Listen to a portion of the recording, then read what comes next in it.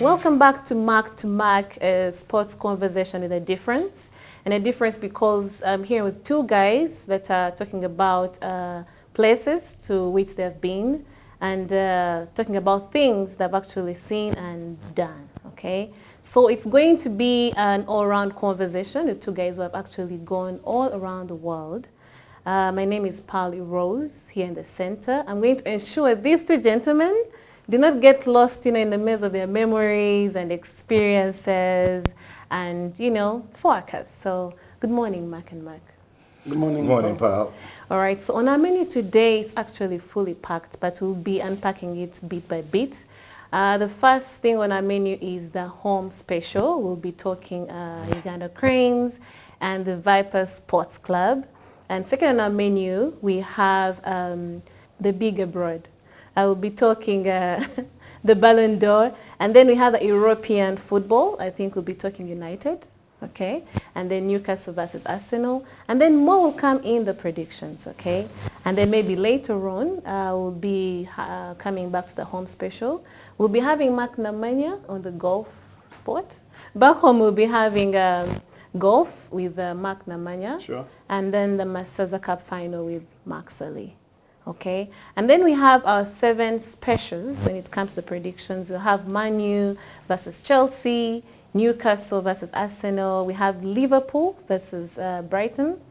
Then we have Spurs versus Villa and Dortmund versus Leipzig, I don't know, something like that. And then we have Barcelona versus Espanyol and Napoli versus Atlanta. So let's dig quickly into the home special. Yeah, thanks, pal. Well, it's quite the menu, isn't it? We are privileged, of course, to be back on.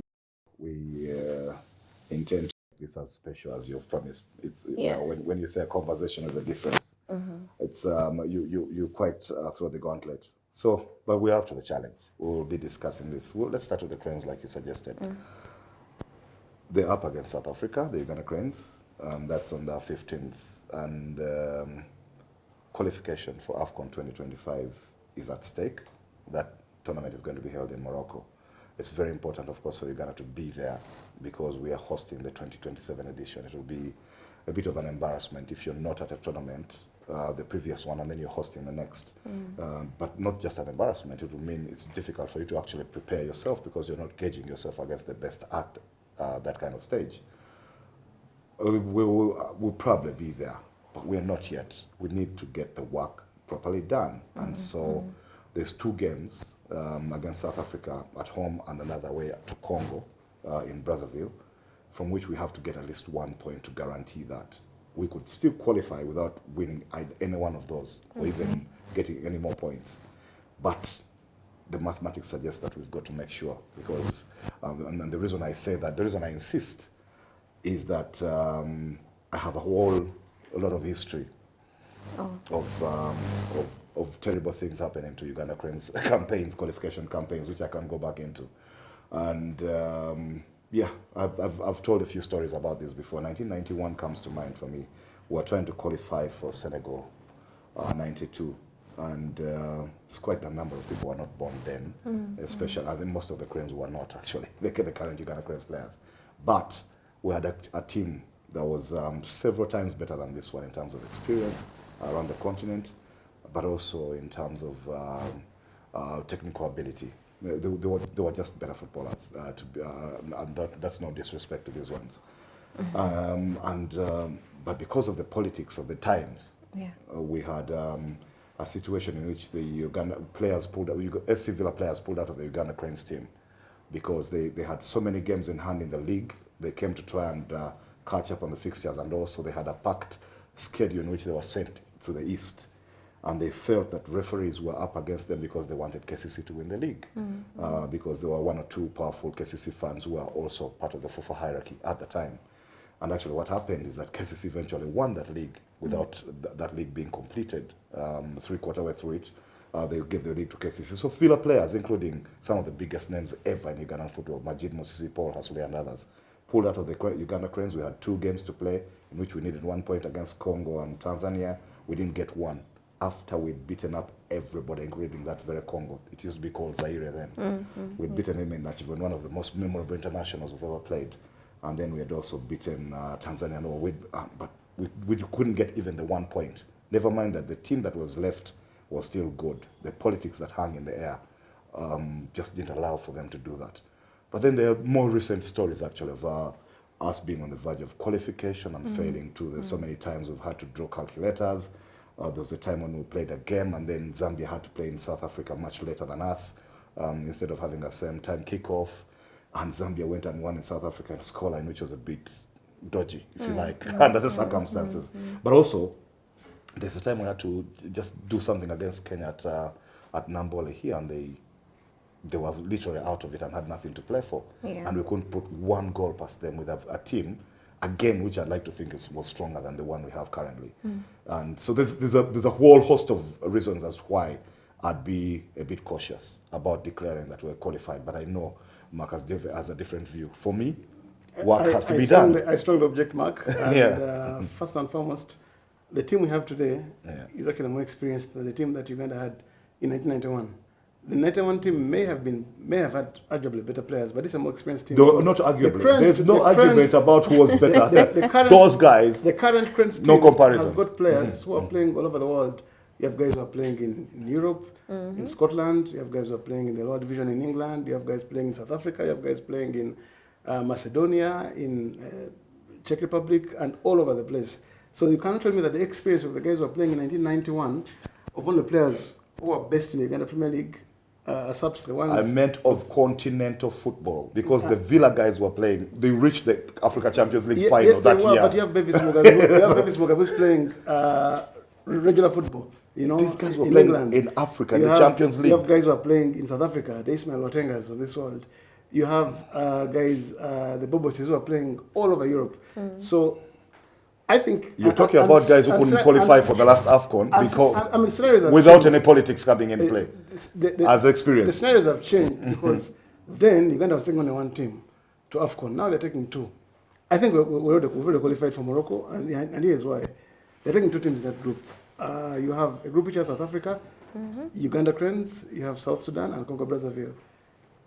I think the two teams that are occupying the top two spots, South Africa and Uganda, are going to advance. And the reason is, even with defeat, Uganda has that game against a very poor Congo Brazzaville team, which was beaten at Nambole. They conceded 5 in Johannesburg.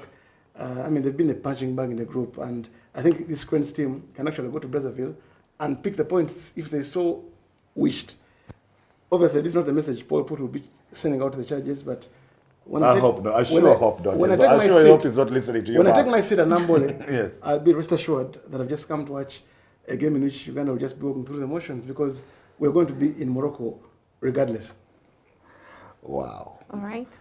Well, for me, there's work to do, but we'll see.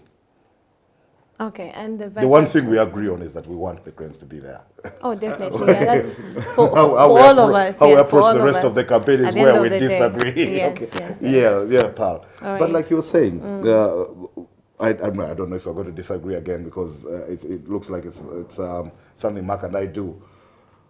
We move on to Vipers, like you had promised. And the reason we talk Vipers, you might know, in case you didn't know, is that they've appointed a new coach. Okay. Mike Ntebi.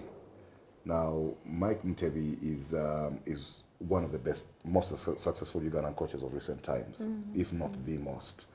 He's been out of football for quite a bit. Vipers are a place in which coaches better unpack their bags before they pack them again and leave. They've hired them from everywhere in the world, and they've fired them as promptly as they have. Wow. They've shocked us with the hiring more than with the firing, because we got used to that. And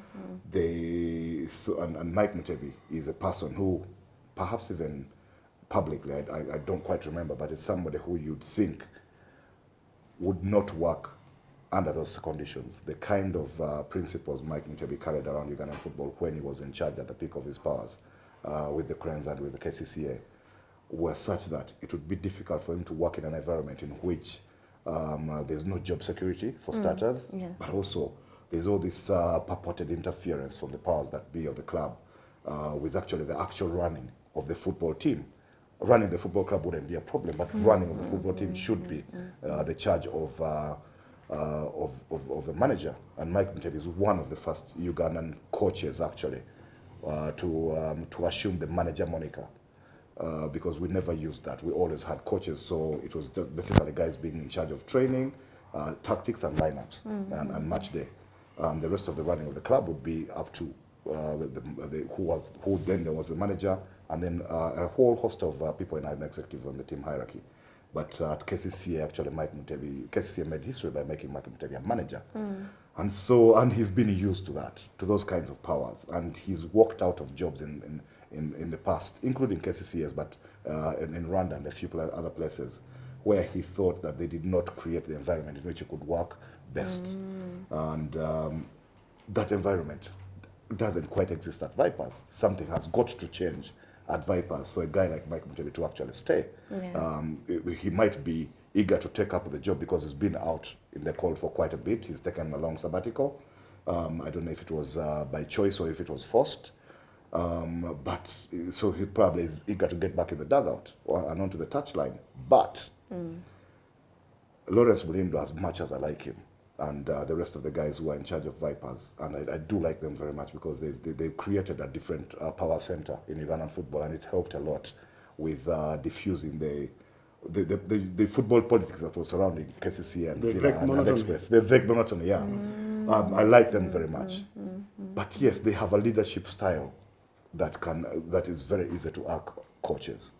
And actually, Lawrence Mulindo, I am not alleging or accusing him, has actually been unapologetic in public about the way he runs businesses, especially the football club.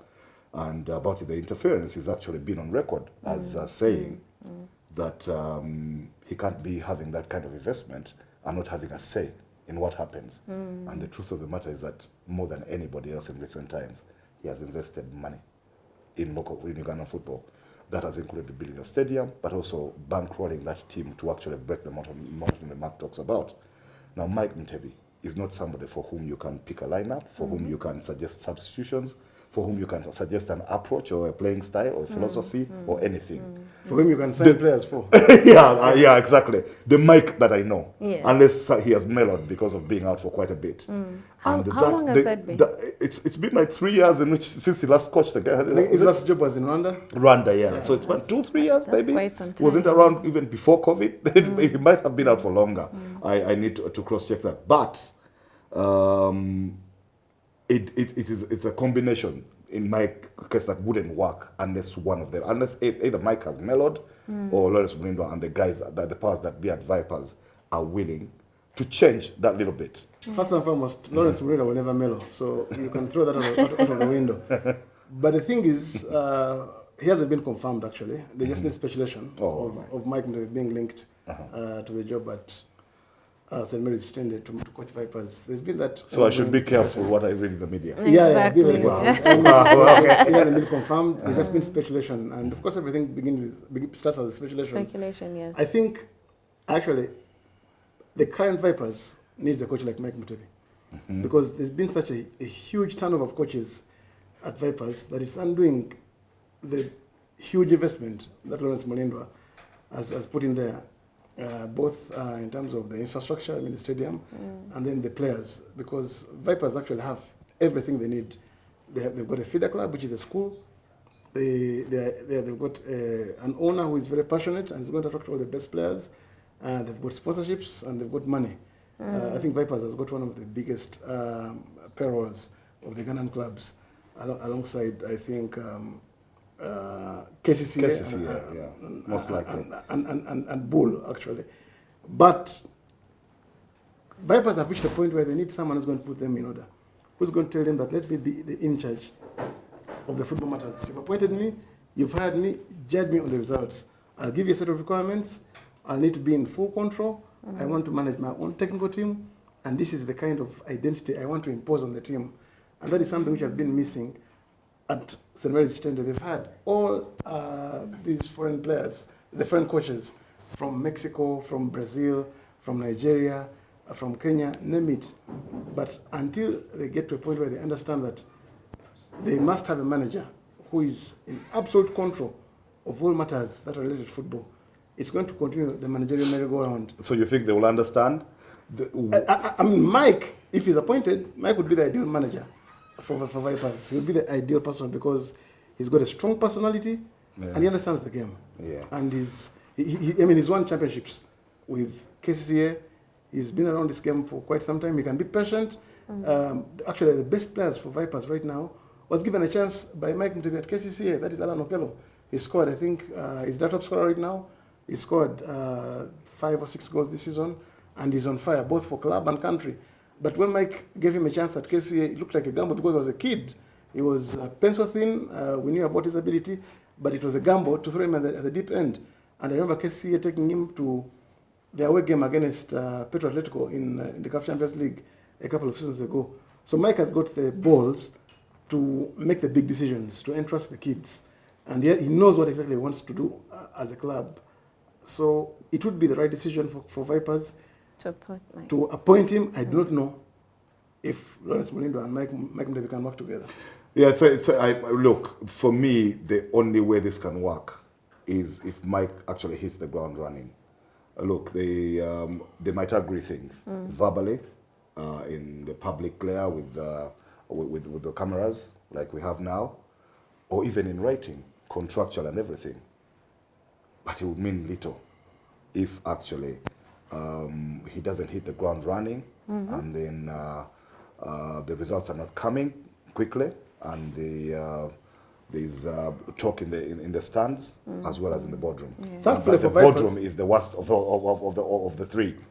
Thankfully for Vipers, they started very badly, losing the opening game of the season to NEC, and then they drew, I think, with Lugazi 0-0 away in Lugazi. But since then, they've won all the games. They beat S Villa, they beat Express, they beat Mbarara, they beat Police, and they're looking the part right now. So if he was appointed right now, this would be no better time, because I think the club, the ship has now sailed, and they're picking results, and this would be the best time to actually appoint him.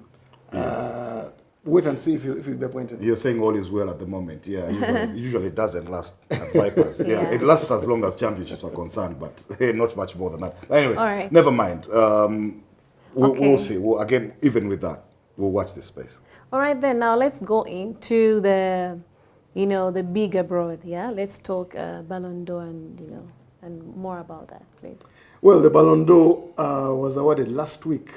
And Rodri, the Man City and Spain midfielder, emerged as the best player in Europe over the last season. Quite controversial because the rest of the world, so many people in the fourth estate and in the public felt that Vinicius Junior probably was the more deserving of the Ballon d'Or because of scoring in the Champions League final. He scored a couple of goals for Madrid, won the Liga last season, was perhaps Man City's best player in the Champions League. I do think, though, that actually, I think Rodri's accomplishments for Man City have been watered down because of all this controversy and the furor surrounding this award. I think he's been such a very underrated superstar at Man City. The attention tends to be given to the attackers, the flair players, because Messi and Ronaldo, having competed and dwelled for the Ballon d'Or for the better part of the last 20 years, has created this whole stereotype that I think we must pay attention to the guys who score the goals, the guys who create, the guys who have the ooh-ah factor, the wow factor for the spectators. But Rodri has been silently, actually, one of the most formidable midfielders there's been over the last 10 or so seasons. He quietly organizes that midfield, both for club and country at Man City. He's been popping up with very, very important goals for Man City and also for Spain. He scored the Champions in the final against Inter Milan when Man City won their first ever Champions League, and then he scored, I think, even in the final against England, actually, in the Euros. Correct me if I'm wrong, Mark. And he's been such a very, very neat distributor of the ball, pops up with important goals, manages us to break plays. He can get physical when need be, and for me, actually, it was actually a reward for the game of football that actually there is attention which is being given to people who do the dirty work over and above the glamour players, which Messi and Ronaldo, they position the game to be for in the eyes of most neutrals. Yeah, Mark, you make strong points, and I do have some sentiments that go towards that as well. When you reward actually the unsung heroes in such a way. And the history of the Ballon d'Or is such that it's very difficult for his kind to win. When I look at it, for example, even in recent times, over the last 20 years, even when a Luka Modric or Pavel Nedved have won, as he did Nedved in Juventus in 2003, it's been a bit of a surprise because Luka Modric, actually for him, it was breaking the margin between Messi and Ronaldo, and it was a bit of a surprise as well. But those are actually maybe there's a bit of voter fatigue. Voter fatigue, yeah. But those are guys who created chances, scored a few spectacular runs as well, but created chances and actually had the flair and the playmaking skills. It's been difficult for Rodri kinds to win. When I look around the history of the Ballon d'Or, when you look, say Oleg Blokhin or Franz Beckenbauer won 75 and 76, you have to come all the way up to 1990 to see Lothar Matthäus win, and then 6 years later Matthias Sammer wins in 96, and then 10 years later Fabio Cannavaro for Italy, when Italy won the Euro Championship in 2006. The World Cup actually in 2006. It's very difficult for those kinds to actually win. There are certain odd years when you don't have an outstanding attacker and all. So I love that about Rodri, that Rodri won, and his influence on the game is unquestionable. The thing though is that there's question marks that will always linger. Was he even the best player at Man City? Isn't he just in a very good Spain team? Yeah. We know his contributions are there and all, but the guys he was competing with, I thought any one of them had done as well, or even better, to win this competition. Vinicius Junior, for one, is somebody who had to overcome adversity to reach to the point where everybody thought actually he was a shoo-in. There was a surprise. I mean, the boycott of Vinicius and Real Madrid of this whole function meant that they actually thought they were entitled to it because Vinicius had done that well. Even in Copa America, where Brazil didn't win it, it's not as if he did not play his part. But with Real Madrid, actually, last season, the flair they came up with, the goals they scored, there was a bit of a surprise in the run they made because it was post Karim Benzema. Karim Benzema had helped Madrid to actually get a bit of over the hangover of the departure of Cristiano Ronaldo with the goals he scored and all, the influence he's had over the next successes they had. Then he left and we thought he wasn't replaced, and Jude Bellingham comes in, they change the formation and play football differently and beautifully. And Vinicius Junior takes even more central stage than he had before when he actually played well, even in Benzema's presence. So I thought, yeah, he would be deserving if he did. There's a few other guys, Bellingham himself, I just talked about him, probably deserved. And then there are guys, we say the guys who do the dirty work in midfield or at the back aren't some heroes. But even strikers can be. I mean, Lautaro Martinez at Inter Milan and for Argentina scored all the goals, won everything. But Mark, two things. One, and still in a tournament year, and still didn't win. In a tournament year, you're going to be technically disadvantaged if there's a European Championship, and the Ballon d'Or is purely given on your accomplishments in European soil. And you know, Spain won the Euros this year, and Rodri was the outstanding player at the Euros, and I mean, there is, because remember, this Ballon d'Or is given as per the vote. It's a voting process. It's per the vote, yeah. But you know, since they amalgamated both prizes, it should have a more global feel than just a European thing. There are shades of 2010 when Inter Milan won the treble. Schneider was probably the best player for Inter Milan. He was. He should have won it for me. And Messi took the Ballon d'Or.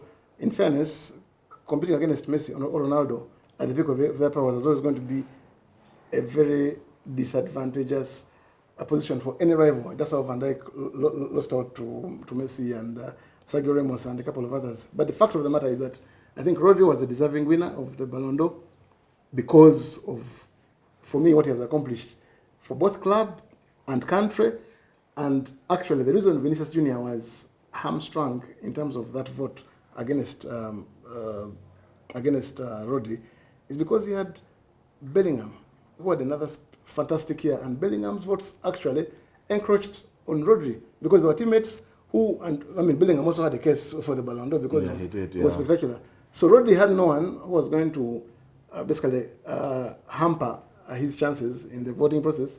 But Vinicius had Jude Not even Bellingham, Phil as well Foden, as, who was the best player at Man City and in the Premiership, well, ahead of him. But anyway, no, I get your point, Mark. But there's also the bit, Pearl, about the commerce of football. Actually, even Carvajal. Yeah, Because Carvajal yeah. won the Champions League and the Euros. And some people actually... He was Final Four as well, He was in the Final Four, vote, yeah. So he took some votes, yeah. And I don't think, though, that Madrid did the right thing No, I don't agree with that. I find it disgraceful. Actually, one of the things they did, one of the things which even worse about their boycott of the Ballon d'Or is that they actually then justified Cristiano Ronaldo's absence. Ronaldo had already announced, well, unofficially, that he wouldn't be there, and everybody knows he was sulking. This is the first time in over 20 years that he had not been nominated. Not 20 years, but the bigger part of a decade, yeah? That he had not been nominated at all. He's playing in the Saudi Pro League and all. And he had sulked and not come here. If Madrid had not boycotted, they would have left him out there to hang, and so we would have a go at him. And I mean, Carlo Ancelotti was one of the winners, and he wasn't there to even... He wasn't even there, yeah. But so Madrid did a very bad thing under the circumstances for me. But there's the marketability of the game, the commerce of it, I was saying, which has come into the game undeniably, and which we cannot run away from. Football is now just a money-minting machine, the game of football, and so the aesthetics are as important as say the tactics, as anything else, and so you wonder between Rodri, Bellingham, and Vinicius, who was going to sell the game more to the next generation of kids, to the next to the sponsors who are queuing up, to the the guys who want to buy the tickets and flood the stadiums and things like that, to the televisions that want to buy rights to air, or to you and I who want to buy merchandise, who want to put on a shirt. I mean, it's very difficult to see Rodri shirts swinging around the streets as opposed to, say, Vinicius or Bellingham. I think so there's that angle to look at as well. That's a philosophy debate. Yes. I mean, do you want the wow players, the players who take the breath away? Exactly. Who sells the game? Who sells the game on television? I mean, is it Rodri or Vinicius Jr.? There's going to be players out there who want to be like N'Golo Kante, who want to hone their talent around N'Golo Kante. Yeah, I agree. Not everyone is going to be better. No, I'm going to be honest, I know. I was flipping the coin just so people could see the flip side. But I agree on that side, right, pal. All right, so you're a Man City fan, please.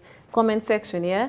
Put something down there. Right now, let's go into the European football. Yes, let's talk United and then the Newcastle Arsenal game and more so into that. Let's go. Man United did sack Erik ten Hag. It was a decision which did not surprise me any bit. I think we saw it coming. The club has been struggling, playing very, very in-speed football. You watch United and you wondered whether you're watching a League One team or a team which had spent £600 million over the last 2.5 years. So I think it was a decision which was coming. I do think, though, that Ruud van Nistelrooy, who's only had one game in charge, the victory over, emphatic victory over Leicester in the Carabao Cup. I think Van Nistelrooy, if I had my way, would be given the job, because he's not being thrown at the deep end. He's managed PSV, Eindhoven in the Dutch league, so he comes with a bit of experience. He's a legend of the club, a massive legend of the club. He's been around. I've watched games at Old Trafford, and even to present day, they still sing Ruud. They have that chant of Ruud from the Setford end to the Bobby Charlton end, the Alex Ferguson end. So he was always going to be a popular choice. And he understands the game, he understands the club inside out.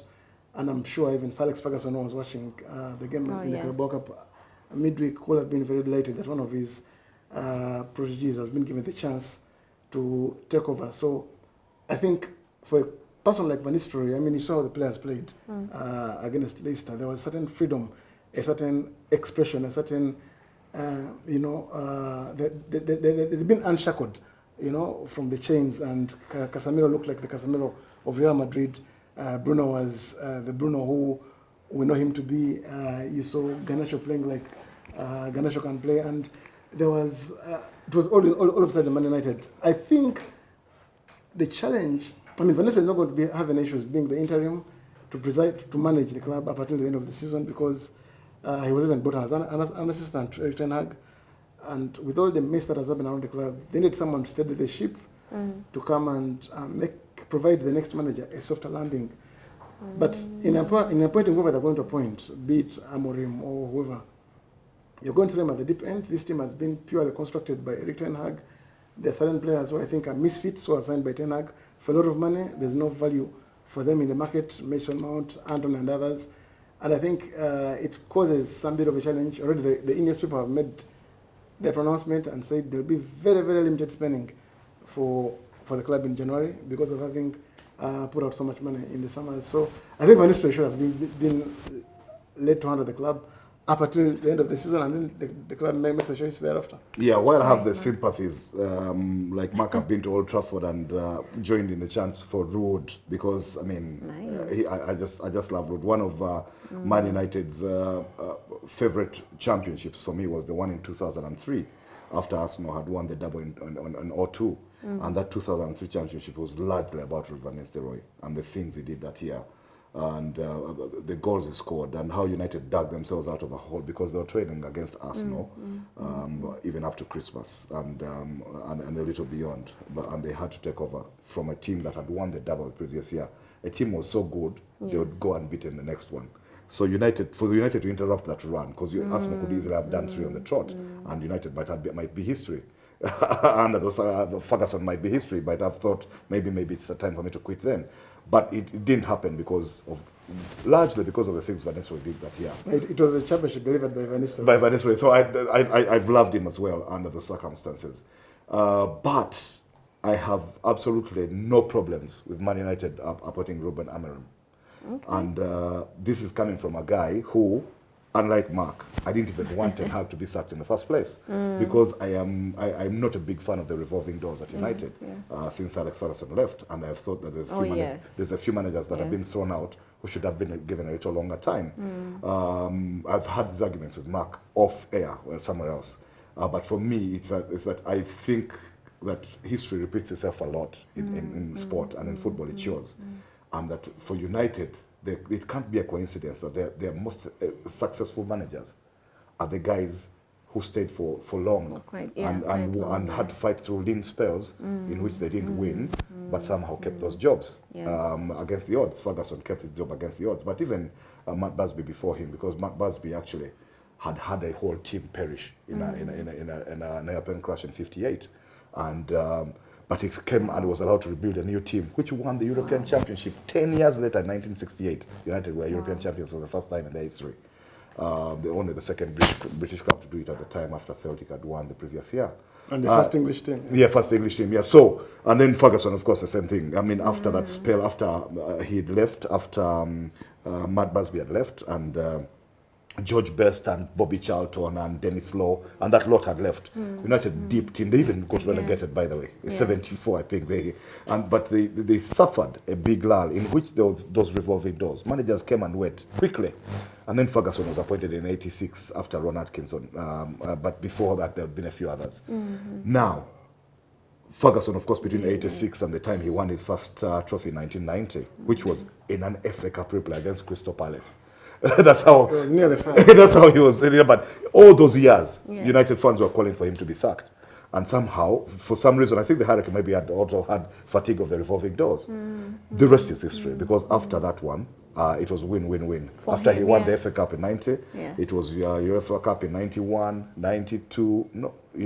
Then league in '93, and then most successful manager ever. So I was thinking that could have happened with one or two managers that came after Fergie. David Moyes not, of course, because he was the first one, and the burden of expectations were too high. But I also thought the club was too big for him anyway. Never mind. Moyes was an unmitigated disaster. So but the others who came after him for different reasons, I had wanted to get a little more time, and I've had so many arguments with Mark on Louis van Gaal, for example. But never mind. And on Ole Gunnar Solskjaer, who came later, who's a legend of the club in the same manner as Van Nistelrooy, by the way. So I would have loved for even Ten Hag to be given a little more time. Never mind that he wasn't inspiring any confidence lately. Just so we could stop that and see if somebody could actually build a project for the future. Thing though is that what I like about Amorim, and I'm hoping then he's the man. And I'm hoping Ruud doesn't watch this because like I said, I just confess I love him. But I like Ruben Amorim for many reasons, and I will tell them very quickly.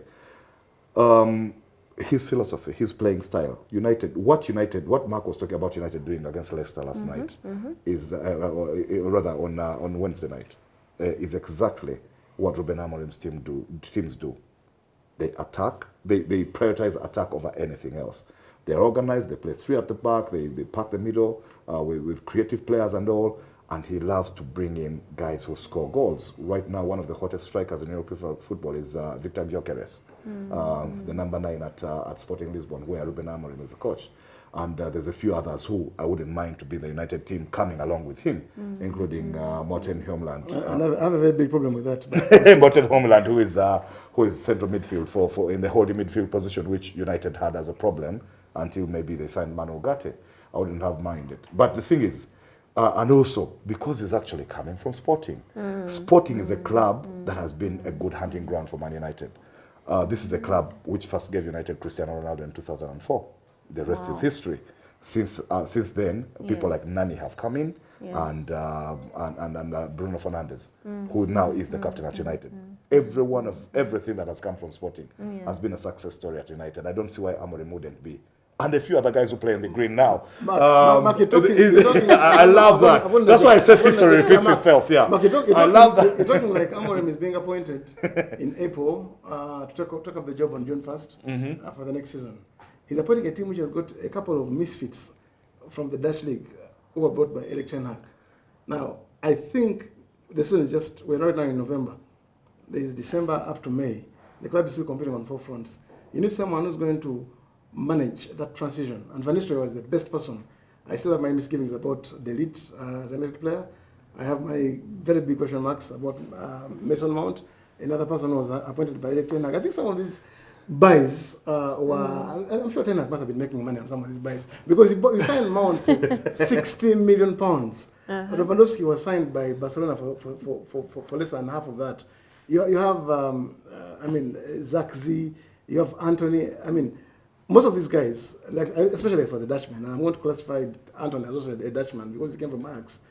I think Van Nistelrooy would have done them would have done the club a world of good by managing that transition. Because now you're going to bring Amorim, and you're going to expect Amorim to impose his philosophy of football, which he has been doing in the Portuguese league, with these expensive misfits of ten Hag who has gone, and it's going to delay the kind of transition the club actually needs between now, because for me this is a dead year for United, with all due respect. Wow. But Mark, I'm going to disagree. While I agree on guys on United being ripped off in the cases that he has stated, and while I agree actually that Ruud van Nistelrooy can handle transition because he is also Dutch and has a relationship with those players. By the way, I say that because on Wednesday night against Leicester, I actually saw Zirkzee, who is talking about put in a shift. For once, I'm sure that Van Nistelrooy, being a striker and all, has whispered in his ear about a few things.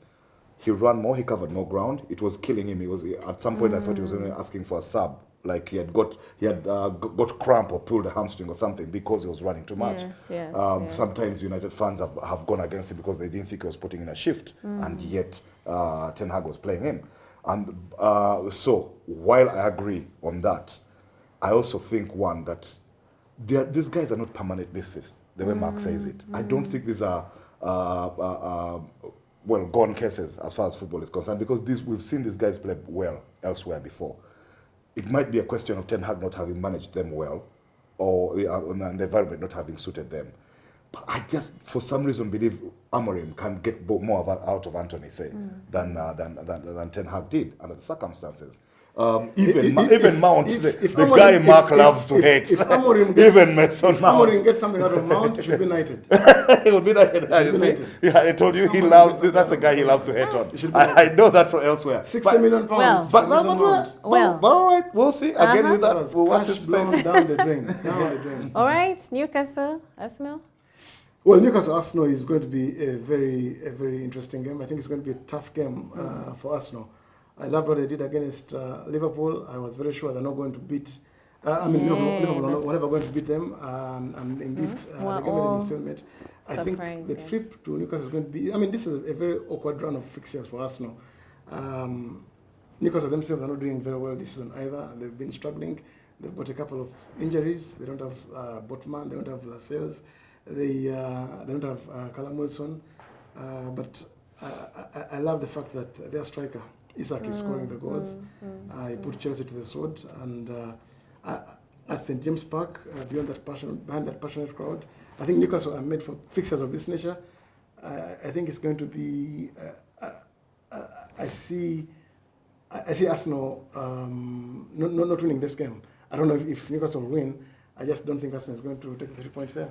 They could actually, but we'll drop in our predictions there. They could. To be honest, because Mark was right and I was wrong on that prediction from our last conversation, because I thought Liverpool would actually beat Arsenal. That's what I thought. That's what I said, and Mark said no, they wouldn't, and they didn't. There's a few things I saw there that suggest that Arsenal actually can weather the storm. They can fight through the adversity that they have right now. One of the things, remember, one of the things that based my prediction for Liverpool on was that they would not have Saliba and Saka and Odegaard in the same game. Played. And I don't know what happened with Saka. I don't know if it was painkiller injections or something. The guy was in there and put them in the lead in the lead very quickly. So Liverpool were playing catch up from then on. There were signs there that showed that Liverpool could still have won that game, but they didn't. And if Arsenal survived that one, I think they can survive the Newcastle one. But we'll predict when the time They were comes. beaten last year. And then they also, We'll predict when the time the other comes. day I was watching. We'll go record again when the Yes, time yes, comes. yes. Yeah. I mean, the trip to St. James Park is always awkward for anyone. And I think because Newcastle are very desperate right now, it's going to be even harder for us now to pick maximum points. Okay, now let's go elsewhere. Let's go. Maybe let's talk about the NBA. NBA Elsewhere basketball. abroad, yes. Yeah, yes. that's Let's see what happens. That's a nice one. Paul, in that previous conversation, we said one or two things about the NBA. But for emphasis, and of course, I'm sure we're getting new viewers every single minute. So we will say it again. One of the things, of course, that we were disagreeing on, Mark and I, was what kind of say the Golden State Warriors and the LA Lakers would have on this season. He doesn't think it's much. He was thinking play-in. He was thinking play-in or even not there. I still think it will be a play-in. No, I'm thinking Because the Warriors and Lakers, yeah. those are playing teams. They're No, Your and status I'm hasn't saying there's a difference this season because they barely made the play-in the last 2 years. They were struggling in and around there. I think they'll be top 8. I think they'll make proper playoffs this time. I've seen improvements in both rosters. Actually, the Warriors, fun enough, look like the deepest team in the NBA. They might not have the biggest superstars, but Steve Kerr is threatening to play at 11 or 12-man roster through a season. No coach has done that. Mark, let me put The maximum usually is 9, but this guy is threatening to, and I actually saw him do it 2 nights ago. In a win over the Pelicans, Mark, I'll where put you on the everybody that pulled on the Warriors shirt actually got minutes. I'll put you on the mark and ask Because the which guys teams- are they're actually well Mark, oiled and they're mention looking Yes, good. they mention are. the 8 They teams. are. The 8 teams. In the Western Conference. That you fancy to emerge from the West. The 8. Okay, I'll mention them. I'll say there's Oklahoma City Thunder, Whenever I say the 7. Okay, Oklahoma yeah. City Thunder, Okay, so yeah. Denver Nuggets, Certainly. the Dallas Mavericks. Yeah. Those ones have got to be there. Yeah. And I'm thinking Timberwolves? Between the Timberwolves and the Suns will be there. I think the Suns will be Those there. are 5 teams? And then I'm saying Lakers and Warriors. Okay, Making it Sacramento 7. Kings will be there somewhere, in there somewhere, somehow. You know the West is a deep conference. But I believe that Lakers and Warriors are going to get into the playoffs on merit this time. This time. This time, yeah, because the last few seasons, And I'm saying it's been dodgy. It's been dodgy. The Lakers and the Warriors are going to be fighting in the plane. In the play. Yeah. Well, unless you give them that, but never mind. I believe that they will have a bigger say. The biggest say, of course, in the NBA will still surround the Denver Nuggets, the Dallas Mavericks, or the Thunder out of the West, as well as the Celtics, and whoever then gets healthy in the East. Because the Celtics, They're the defending champions. They play such good basketball, such good offensive basketball that they don't even risk too many injuries because they shoot the ball. They shoot the lights out. They live by their shot. And when it doesn't fall, like against the Pacers a couple of nights ago, it looks ugly. They got beat seriously. But most times that shot will fall. And that means that they are exerting less physically and not risking injuries. Even last season in winning the championship, the real injury problems they were having were with Kristaps Porzingis. And he's still out. They've started the season without him, and they're looking good. When he comes back, they're unbeatable in that Eastern Conference. But the teams that should be rivaling them are the 76ers and the Bucks, because they have superstar power. The Bucks have Dame Lillard and Giannis. Now superstars as a duo don't come bigger than that. But they have health issues around Chris Middleton and a few other guys, so their roster is always dodgy. But so are the Sixers, whose biggest players right now are actually out. Joel Embiid and Paul George, who they got from I think over the last 5-6 years, what is very clear, Mark, is that the team that emerges as the NBA champion tends to be the healthiest. And that is why I think, for me, the most important player actually for the Lakers this is going to be Anthony Davis. Yes. Because we know everything about LeBron. But Eddie can get injured eating food. So stepping off the bus. Stepping off the bus. So that's the challenge with the Lakers. I mean, when Eddie's fit, he's unguardable, unless when he takes on Nikola Jokic. So we know what Eddie brings on the team. I talked about the Philadelphia 76ers, yes. Paul George and Anthony Embiid, and Joel Embiid. Yeah. I do not know if they can last the season as a pair, fully fit, then there's no reason why Philadelphia can't even go all the way, because the two of the best players. Two of the best players, a legitimate 1-2 punch, which is going to be a handful. And they already have a third superstar. To look at, is very unsung, but he's really a superstar in the way he plays basketball, in Tyrese Maxey. Absolutely. Because Max is now holding the team in the absence. But that's the NBA. We'll continue to talk about this as the season progresses and see. 82 games is a long way. It's a long Things way. will change along the way. Yes. Yeah. All right, coming back home, the back home special. Yeah. We have Mark. We'll be hearing more about golf with Mark Namanya, and then after you've gone through that, then I think we'll have the Masaza. Masaza. Masaza. Yes. Sorry, Masaza.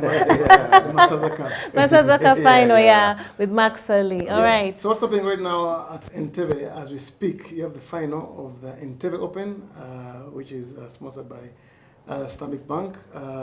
It's actually called the Stanbic Bank Entebbe Open. And you have a couple of golfers. You have amateurs, professionals who are all competing. You have the gross amateurs who are competing off gross from the Whiteys.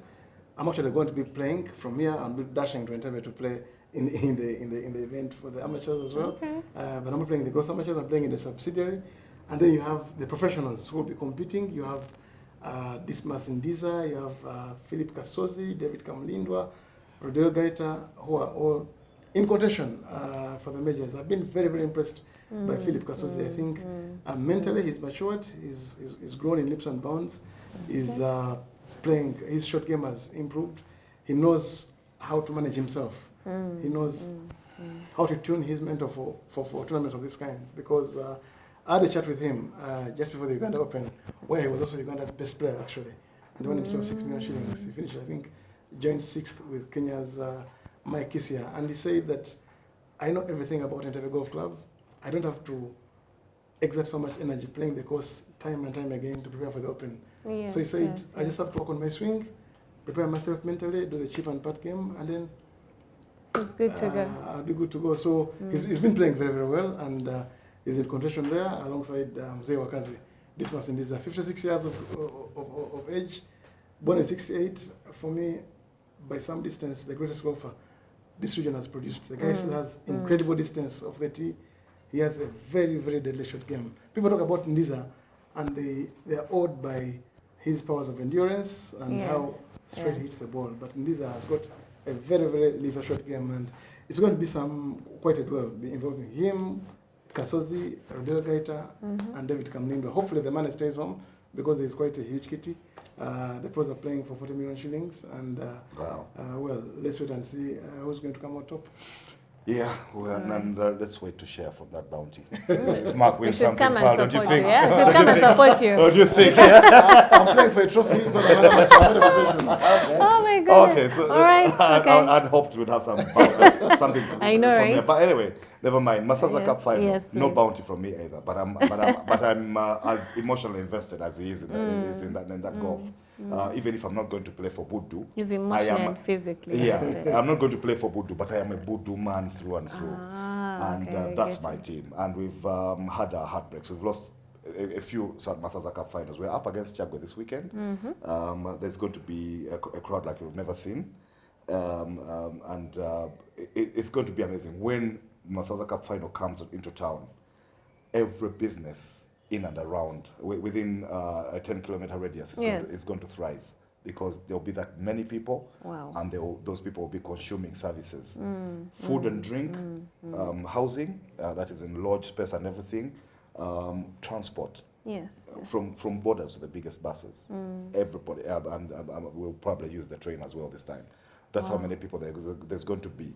And all sorts of services, mobile money, and everybody will be in there, because we are all going to throng the stadium, and we are going to shout ourselves hoarse, and we are going to beat Chagwe.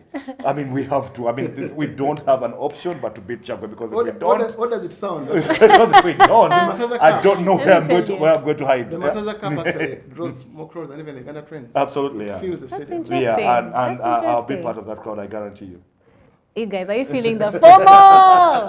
Are you feeling the FOMO? Yeah, so today being present with these two amazing people, guys, man, they have too much wisdom, I can tell you, when it comes to, back to the Ugandan sports, right? When it comes to rugby, I know some teams like, Heathens, Cobs, Pirates, of course. Pirates, strong guys.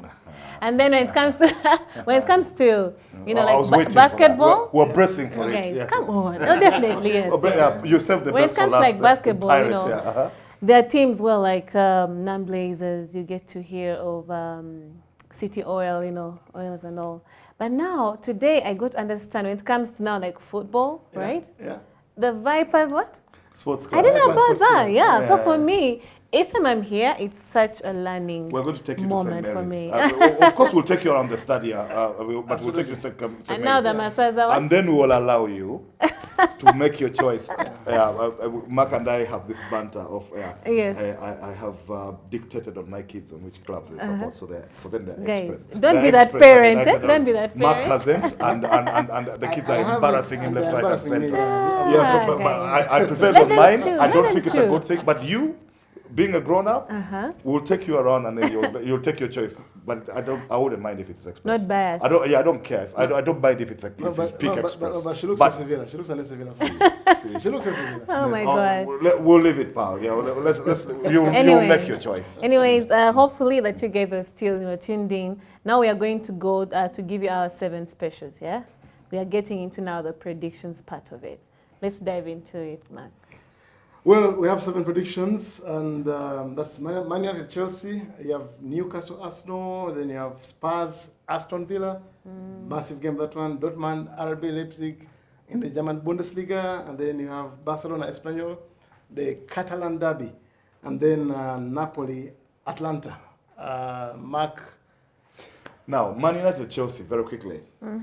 See, the things I would have loved for Ruud's first game to actually be that one and not this midweek Leicester thing, because historically, when teams have changed managers in the Premiership and in and around Europe, there's been that buzz on for their first fixture that even the most inept manager always wins that fixture, because the vibe is different. Like I told you, when I saw Zirkzee chasing up and down, and running his socks off, I was like, is this the same guy we've been seeing? And he'd say the same thing about Casemiro and all. Now, I'm hoping they take that vibe into the Premiership game. And I was hoping again that it wouldn't be Leicester that Van would start with, or that if it was an away game, so that the homecoming would actually be the game against Chelsea. This game is at home. The vibe, it will still be there, perhaps dropped a little bit, but also it actually is against a very decent team. A team which is in all manner, for all intents and purposes, is actually playing better football than United. Chelsea are playing ball. They are scoring loads of goals. Cole Palmer and company, Jackson, and Jackson and Madueke, and they are scoring goals. They're playing very well out of midfield. They're defending half decently, and their goalkeeper Sanchez has improved. I am thinking that on the basis of change of manager and the new vibe, United should be walking this game at Old Trafford, but that they won't. So I'm going for a draw. Quickly, a mark for me it's a draw, and I'm going 1-1. I'm going for 2-1 Man United. Wow, okay.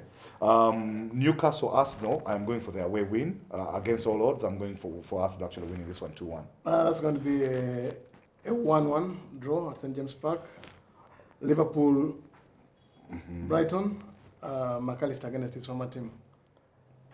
Yeah, I'm thinking Liverpool should beat Brighton. I love the way Brighton play without fear against whoever, against wherever, even if it's away or at home.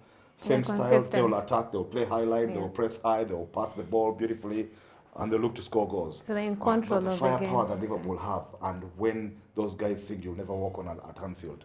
Liverpool walk out like a team possessed, and for me, I'll always fancy them to win an Anfield game. I fancy them to win this one, especially because they didn't win their last fixture, and so now they've lost table leadership to Man City, haven't they?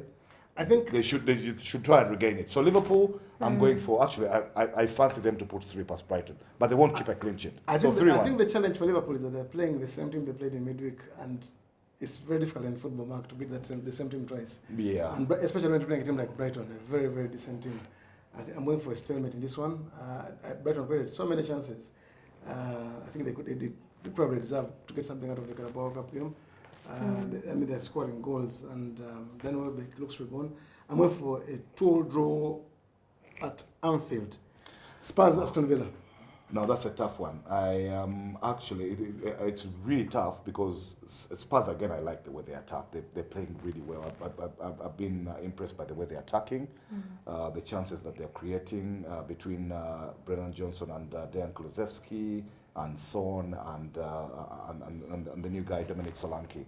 There are goals in there, especially because of the way they play. They play expansively, they move the ball, and they get into the box and they try and create chances and things. And now they've got Bissouma and Mate Passe fit again, the African duo that was key to their midfield last season but has been in and out since.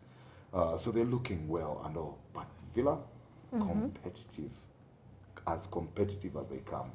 This is the one I'm thinking actually is a stalemate. If I was a betting man, which I'm not, I'd be saying, do you call that X2? Where if there's a victor, it's Aston Villa, but I'm thinking there'll be a draw. Yeah, is that what they call it? Yeah, X2. Yeah, X2. Yeah, X2. I'm thinking if there's a victor, it would be Aston Villa, but I'm thinking they're going to draw. When I look at this game, it's a very close call. It's a very close call because if it was at Villa Park, I was going to fancy Villa. Spurs at home are formidable, and they've got goals in them, particularly. Villa also have goals in them. Villa have, they have the Colombian. John Duran. John Duran is an absolute fire.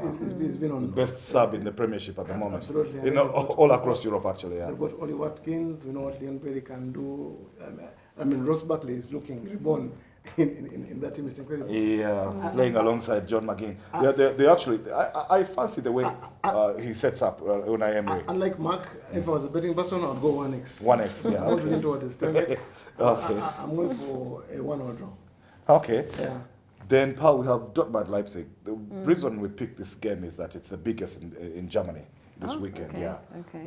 Bayern Munich are up against Union Berlin, and then these two are the next best thing to Bayern, Dortmund and Leipzig. That's where you expect the title challenge to come from. Perhaps even a little more than Bayer Leverkusen, who are defending champions.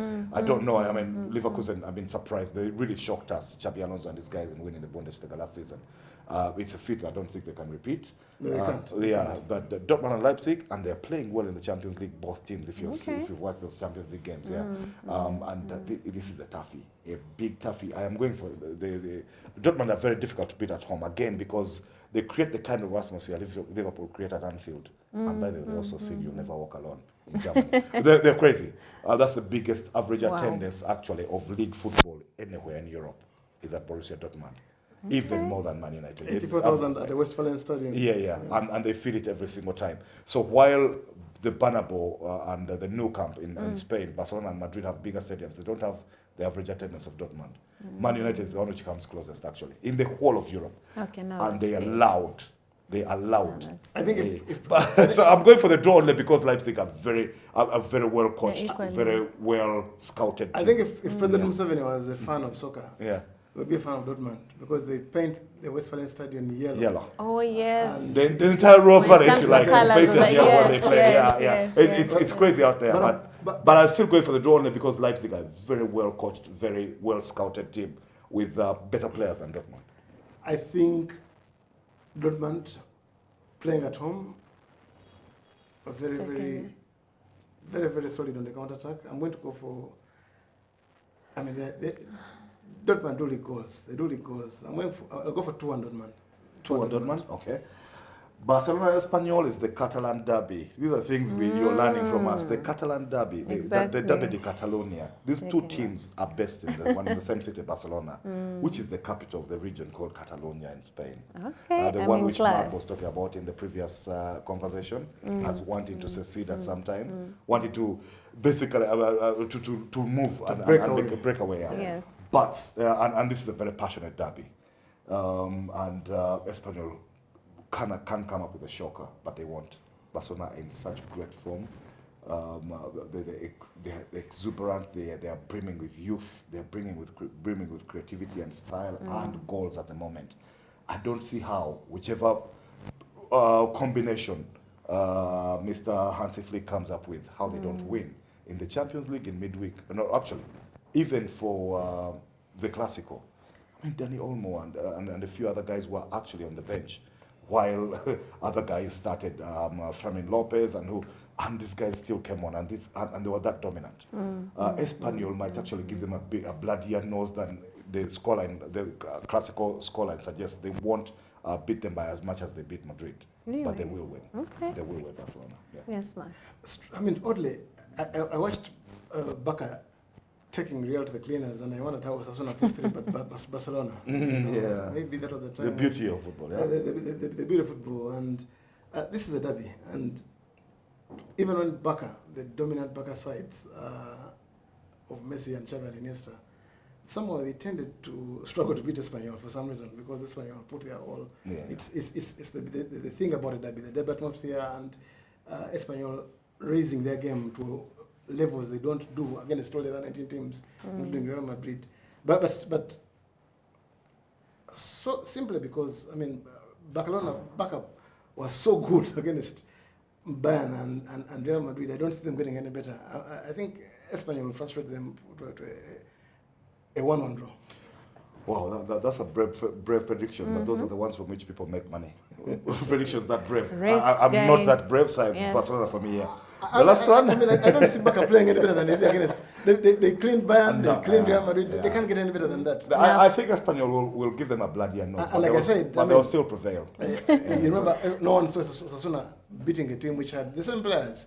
Lamine Yamal, Gavi, Pedri, Lewandowski, Kubasi and all. So. Okay, Napoli, Atlanta. Atlanta, Pearl, I'm going for, I think they're going to cancel each other out. Napoli are in great form. They're actually looking good to even challenge Inter for that championship in the Serie A. And they're in a good place, and this is a home game. But I love the way Atlanta are fearless. I was talking about Brighton in the Premiership.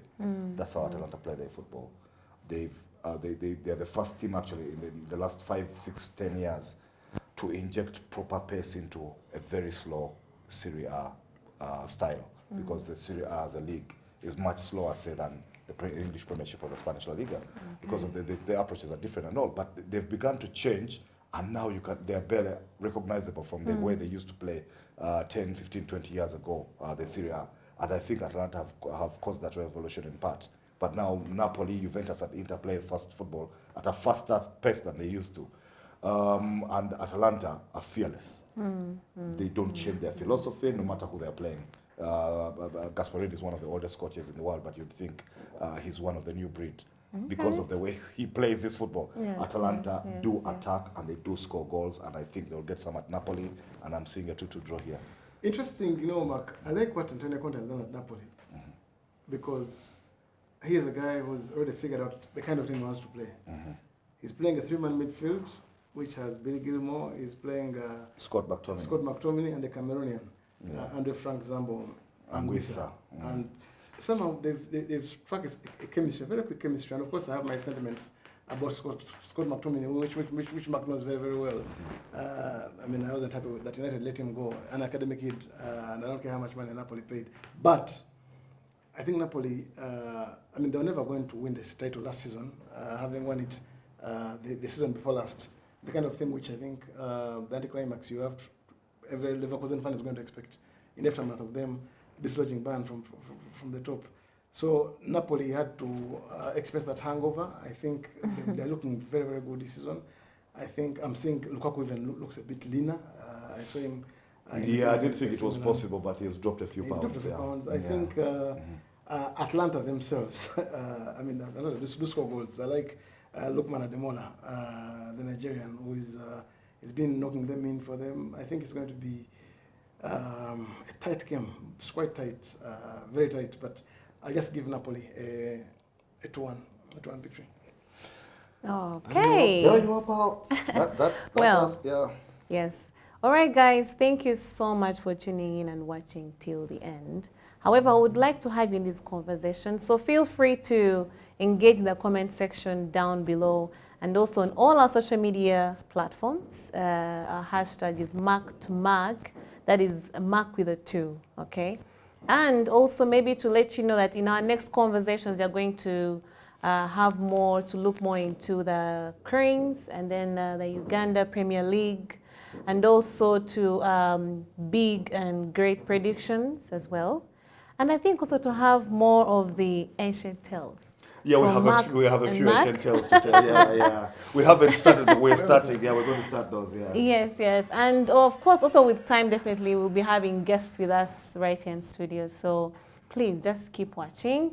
And then also, of course, we'll be hearing more of the, the hot issues on the global sport. Absolutely. Yeah, Asian tales, but also the most recent one, the most recent things happening. Yeah.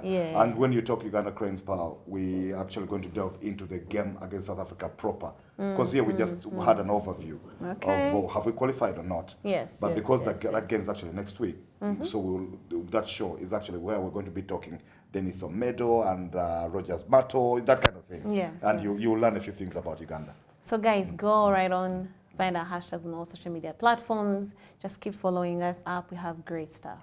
See you next time.